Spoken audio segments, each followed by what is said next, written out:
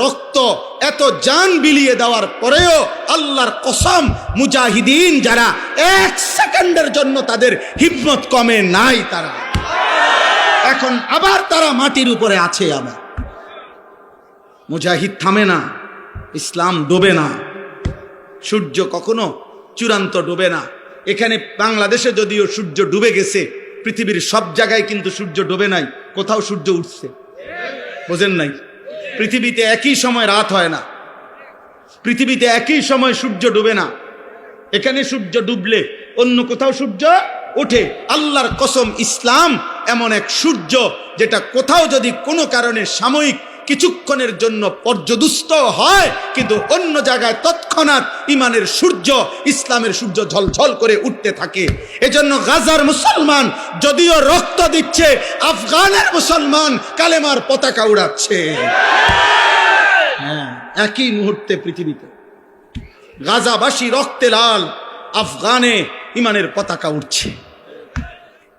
মুসলমান হারে নাই, ইমানদার হারে নাই।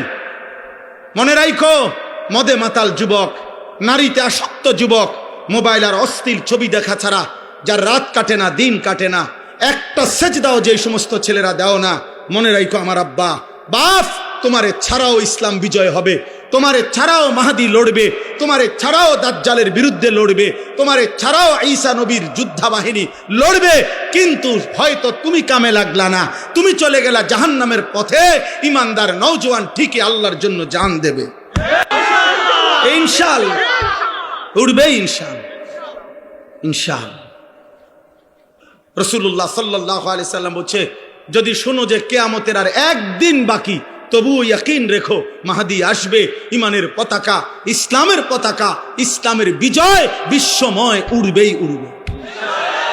এটা হাদিস, এটা হাদিস। হয়তো তুমি কামে লাগদা না, আরে তুমি কামে লাগদা না, রে তুমি বেরিয়ে চাইলে আর কি, তুমি নারী দেখে দেখে শেষ হয়ে গেল, আরে তুমি অশ্লীল ছবি দেখে দেখে শেষ হয়ে গেল, তুমি চুল ঠিক করতে করতে হায়াত শেষ, তুমি মোবাইল টিপতে টিপতে হায়াত শেষ, আর কোনো কামে লাগলা না আর কি, এর দূর আর কি।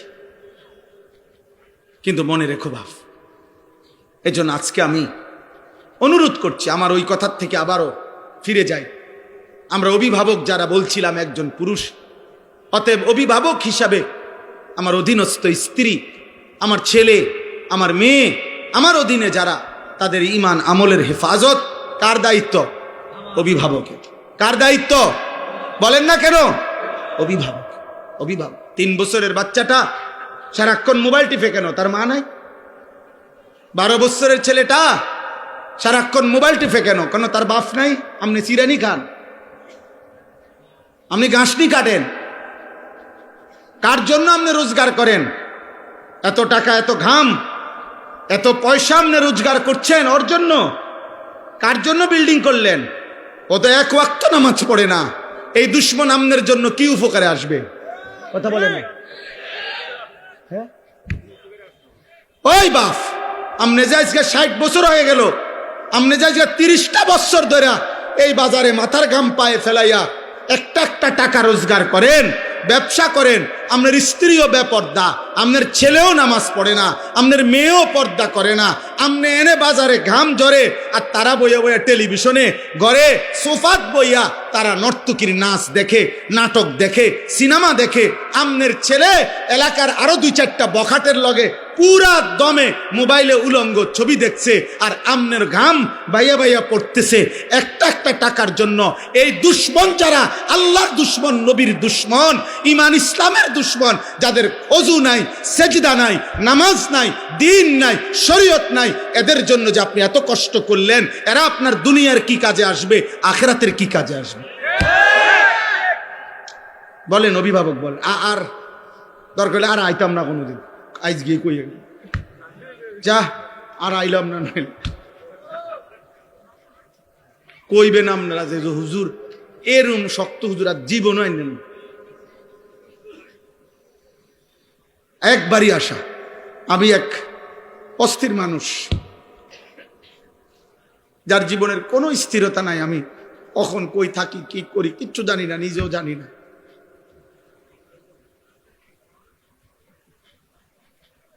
সারাদিন কোমরে ব্যথা করে। সেদিন আমার শায়েখ আল্লামা মুফতি মুশতাকুন নবী কাসিমি হুজুরে আমি বলছিলাম, গত রবিবারে সিলেট আমাদের মাহফিল ছিল একসাথে, হুজুরে বললাম, হুজুর কোমরটা সারাক্ষণ ব্যথা করে, খুব ক্লান্তি লাগে, কি করবো হুজুর?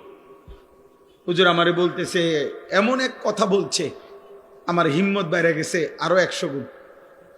হুজুর আমারে বলছে, মাওলানা এ মালিকের কথা বলতে বলতে, আল্লাহর পথে ডাকতে ডাকতে একদিন শরীর দুর্বল হয়ে যাবে, অসুস্থ হয়ে যাবেন, একদিন মৃত্যু হয়ে যাবে, কোনো অসুবিধা নাই, এভাবেই একদিন চলে যাবেন। আর মালিকের কাছে বলবেন, মাওলা আপনার কথা বলতে বলতেই চলে আসছি মাওলা। कभी अर्श पर कभी फर्श पर, कभी उनके दर कभी दर बदर, गमे आशिकी तेरा शुक्रिया मैं कहां कहां से गुजर गया, कभी हो रास्तू में तन्हा कभी हो गुरूद सहरा, मैं जुनू का हम सफर हो मेरा कोई घर नहीं। এজন্য হযরত উলামায়ে কেরামের কাছে আমার অনুরোধ, আপনারা আপনাদের প্রত্যেকের জায়গায় নিজ নিজ মহল্লা, নিজ নিজ এলাকা, নিজ নিজ মসজিদ মাদ্রাসা আশপাশ যার যার সাধ্য মতো, কেউ 5 জনরে বলেন, কেউ 50 জনকে বলেন, কেউ 5000কে বলুক, কেউ 50,000কে বলুক, কেউ 5 লক্ষকে বলুক, যার যার সাধ্য মতো আপনারা প্রত্যেকের কাছে এক ভাই হিসাবে আমি অনুরোধ করছি, হযরত উলামায়ে কেরাম আরেকটু মেহনত করেন, আরেকটু উম্মতের ফিকির করেন, দরদ করেন, আরো একটু দেখেন এই সমাজের ছেলেগুলোকে ফেরানো যায় কিভাবে, এই সমাজের মেয়েদেরকে কিভাবে ফিরানো যায়, এই সমাজের বাবাদেরকে কিভাবে ফিরানো যায়। একটা একটা আল্লাহর বান্দাকে গুনার থেকে যদি বাঁচাইতে পারেন, জাহান্নাম থেকে বাঁচাইতে পারেন, তওবা করে যদি কাউকে আল্লাহর দিকে ফিরায় আনতে পারেন, খোদার কসম নবী বলছে, আল্লাহর কোনো বান্দা যদি গুনাহ ছেড়ে তওবা করে আল্লাহর কাছে ফিরে আসে, খুশিতে মহান আল্লাহ ফেরেশতাদেরকে বলে, আমার আসমান সাজিয়ে দে, আমার জান্নাত সব সাজায়া দে। ফেরেশতারা বলে, মাওলা কেন আসমান সাজাইলেন, কেন জান্নাত সাজাইলেন? আল্লাহ বলে, আসলাহাল আবদু মাওলাহু, আজ এক গোলাম যে আমার থেকে ভাইগা গেছিল, যে আমারে অনেক দিন সেজদা দেয় নাই, যে আমার অনেক দিন ডাকে নাই, যে আমার অনেক দিন গোলামি করে নাই, আমার এমন একজন ভেগে যাওয়া বান্দা আজকে আমি মাওলার সাথে তার সম্পর্ক ঠিক করে ফেলছে, তওবা করে চোখের পানি ছেড়ে দিছে, আমি তারে মাফ করে দিছি, এই খুশিতে আমি আসমান সাজিয়ে দিলাম, জান্নাত সাজিয়ে দিলাম। এজন্য ফিকির চাই, ফিকির চাই। সবাই চিনতে হবে জরুরি না, সবাই চিনতে হবে জরুরি না, সবাই সবার কাছে পরিচিত হইতে হবে জরুরি না, এটা মূল বিষয় না। মূল বিষয় হলো আল্লাহর দ্বীনের জন্য মেহনত করা, কলিজা ভরা ব্যথা নেওয়া। ফালা আল্লাকা বাখিউন নাফসাক, আমি আপনাদের কাছে অনুরোধ করলাম, আপনি ওই পরিমাণ মেহনত করবেন যে পরিমাণ মেহনত করলে আরশে আজিমের মালিক বলবে, বান্দা আমার বান্দাদেরকে আমার দিকে ফিরাবার জন্য তুমি কি তোমার জান দিয়া ফেলবা, এই পরিমাণ বলবে। নবীকে আল্লাহ বলে নাই এই কথা যে বন্ধু আপনি কি মরে যাবেন, আরে আপনি কি জীবন দিয়ে ফেলবেন, এই পরিমাণ বলতে হবে। উম্মত গুনার সাগরে ঢেউ খেলতেছে, আপনারা বাচ্চা ছাড়া জানেন না, এক এক যুবক মোবাইলে রাত নাই দিন নাই, 3 দিনে 3 সপ্তাহ, 1 সপ্তাহ 2 সপ্তাহ।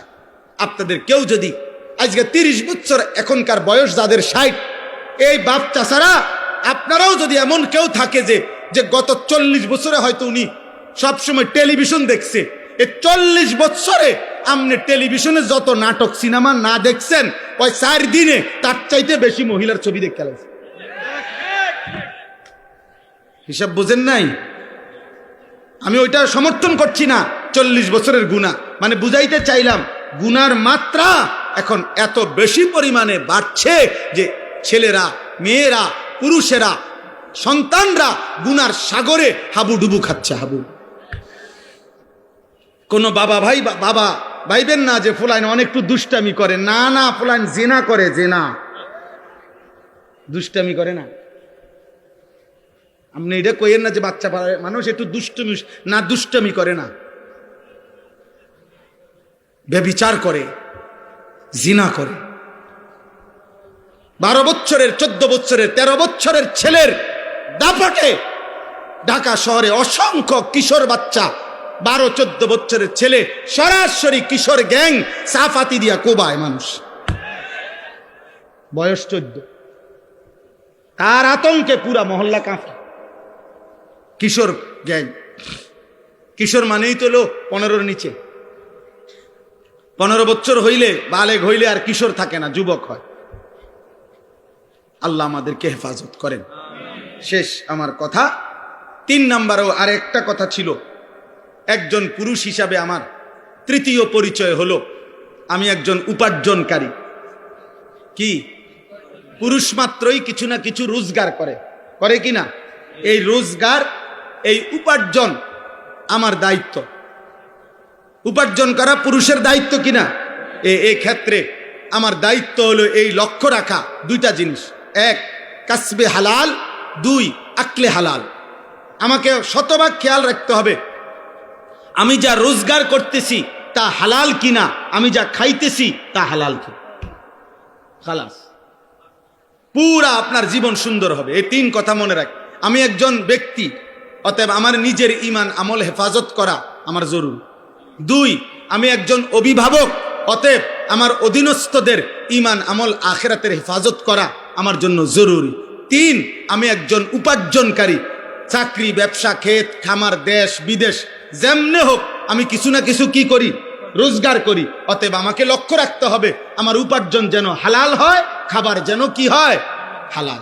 ইনশাআল্লাহ আপনি দেখবেন এই 3 জিনিস ঠিক নজর রাখলে আপনার আগামী গন্তব্য জান্নাত। আল্লাহ তৌফিক দান করেন, আল্লাহ কবুল করেন, আল্লাহ হিম্মত দান করেন। মুআজ্জাজ হাজিরিন, আমি শুধু আয়াতের তরজমা বলছি। হুয়াল্লাযী খালাকাকুম মিন তুরাবিন সুম্মা মিন নুতফাতিন সুম্মা মিন আলাকাতিন। আল্লাহ তাআলা বলে, বান্দা আমি আল্লাহ যিনি তোমাদেরকে সৃষ্টি করেছি মাটি থেকে, অতঃপর বীর্য থেকে, অতঃপর জমাট রক্ত থেকে। আমি আল্লাহই ধীরে ধীরে 7টা ধাপে আমি আল্লাহ তোমাদেরকে মায়ের পেট থেকে, পৃথিবী থেকে বের করেছি। সুম্মা ইউখরিজুকুম তিফলান, যেদিন আমি মায়ের পেট থেকে বের করলাম সেদিন আমি তোমাদেরকে শিশু হিসাবে বের করেছি। সুম্মা লিতাবলুগু আশুদ্দাকুম, ধীরে ধীরে আমি তোমাদেরকে পূর্ণ শক্তিতে পৌঁছাইছি, মানে যৌবন কাল দিয়েছি। সুম্মা লিতাকুনু শুয়ুখা, অতঃপর আমি তোমাদেরকে বৃদ্ধ বানিয়েছি। তাইলে আল্লাহ বললেন, বান্দা মনে রেখো, মাটিতে আমি তোমাকে আমি রাখছি, বীর্যের মধ্যে তোমাকে আমি রেখেছি, জমাট রক্ত, গোশতের টুকরা, হাড্ডির কঙ্কাল, গোশতের আবরণ, রূহ ফুকে দেওয়া, শিশুকাল, যৌবনকাল, বৃদ্ধকাল, এই সকল অবস্থার পরিবর্তন আমি করেছি। আমি করেছি অমিনকুম মান ইউতাওয়াফা মিন ক্বাবলু, আমি কিন্তু সবাইকে যৌবন দেই না, সবাইকে বৃদ্ধ বানাই না, বরং অসংখ্য ব্যক্তিকে আমি আল্লাহ এই 3 স্তরে পৌঁছবার আগেই মৃত্যু দিয়ে ফেলি। কেউ ছোটবেলায়, কেউ যৌবনকালে, কেউ বৃদ্ধকালে। মৃত্যু হয় কিনা? 3 বছরের বাচ্চা মরে তো, 30 বছরের যুবক মরে তো, 90 বছরের বৃদ্ধ মরে তো। ওয়ালিতাবলুগু আজালাম মুসাম্মা, আমি কিন্তু প্রত্যেককে আমি আল্লাহর নির্ধারিত হায়াত আমি পূর্ণ করে থাকি। কাউকে অকালে মৃত্যু দেই না, বরং আমার ফয়সালা মতে মৃত্যু দেই। ওয়ালা আল্লাকুম তাকিলুন, আল্লাহ বলেন এই যে বিচিত্র অবস্থা, একবার মাটি, একবার বীর্য, একবার জমাট রক্ত, একবার গোশতের টুকরা, একবার হাড্ডির কঙ্কাল, একবার গোশতের আবরণ, আরেকবার রূহ ফুকে দিলাম, আরেকবার শিশু বানাইলাম, আবার যুবক বানাইলাম, আবার বৃদ্ধ বানাইলাম, আবার অনেককে বৃদ্ধ পর্যন্ত নিলাম, অনেককে তার আগে আগেই মৃত্যু দিয়ে দিলাম। এই সবটা আমি আল্লাহ কেন করছি? এমন রকমের ওয়ালা আল্লাকুম তাকিলুন, যেন তোমরা বুঝতে পারো, বুঝতে পারো, বুঝতে পারো। কি বুঝতে পারো? যেন তুমি বুঝতে পারো আমার এই শরীর, আমার এই দেহ, আমার এই জীবনের উপরে আসলে আমার কোনো নিয়ন্ত্রণ নাই। আমার কোনো ক্ষমতা নাই। শিশু আমি কেন হলাম? আল্লাহ চেয়েছে। যৌবন আমার কেন পেলাম? আল্লাহ চেয়েছেন বলে। বৃদ্ধ আমি কেন হলাম? আল্লাহ চেয়েছেন বলে। আমি কেন হাসলাম? আল্লাহ হাসায় বলে। আমি কেন কাঁদি? আল্লাহ কাঁদায় বলে। আমি কেন সুখে আছি? আল্লাহ সুখে রাখছে বলে। আমি কেন দুঃখে আছি? আল্লাহ দুঃখে রাখছে বলে। আমি কেন সুস্থ আছি? আল্লাহ সুস্থ রাখছে বলে। আমি কেন অসুস্থ হলাম? আল্লাহ অসুস্থ করছেন বলে। আল্লাহ বলে, বান্দা, অতএব তোমার যেহেতু কোনো অধিকার নাই, বরং আমার হাতে সব, আমার হাতে সব, আমার হাতে সব, অতএব তোমার আকল আর বুদ্ধি বিবেক দিয়ে তুমি ভাববা। ইনসাফের দাবি, বিবেকের দাবি, আকলের দাবি এটা যে আমি আল্লাহরই গোলামি করা, আমার ইবাদত করা, আমার হুকুমই মানতে থাকা। এটাই সত্য। না, তুমি তো তোমার কোনো কিছুর অধিকার নাই। আমি মন মতো বুড়ে যেতে পারমু, কথা বলেন না কেন? আমি মন মতো হায়াত টিকতে পারমু? তাহলে আমাদের নিজস্ব কিছু করার ক্ষমতা আছে? অতএব কার গোলামি করা উচিত? কার হুকুম মানা উচিত? এই কথাটাই আল্লাহ বলছে। অতএব আমরা প্রত্যেকেই নিজের যৌবনকে কদর করব, নিজের ঈমান আমলকে হেফাজত করব, আখলাককে হেফাজত করব। আজকের এই তিতাস উপজেলা ওলামা পরিষদের এই বর্ণাঢ্য আয়োজন আল্লাহ বরকত দান করেন, আল্লাহ তাআলা কবুল করেন। আল্লাহ তাআলা এই নওজোয়ান সহ ওলামায়ে কেরাম সকলকে ঈমান আমলের হিম্মত দান করেন। আমিন। সুবহানাল্লাহি ওয়া বিহামদিহি। মাশাআল্লাহ।